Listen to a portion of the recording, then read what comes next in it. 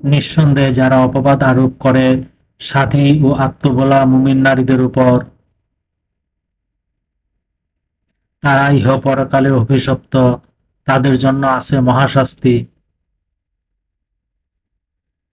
যেদিন তাদের বিরুদ্ধে তাদের কর্ম সম্পর্কে তাদের জিহ্বা, হাত ও পা সাক্ষ্য প্রদান করবে, সেদিন আল্লাহ তাদেরকে যথার্থ ফল প্রদান করবেন।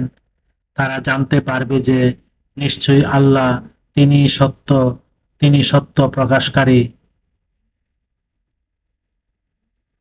আর দুশ্চরিত্র রমণীরা দুশ্চরিত্র পুরুষদের জন্য, দুশ্চরিত্র পুরুষরা দুশ্চরিত্র রমণীদের জন্য,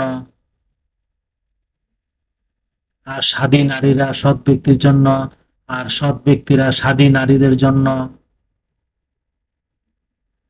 তাদের বক্তব্য হবে পবিত্র, তাদের জন্য ক্ষমা ও সুজীবিকা আছে। আয়াত 23 থেকে 26, সূরা নূর, আল কুরআন।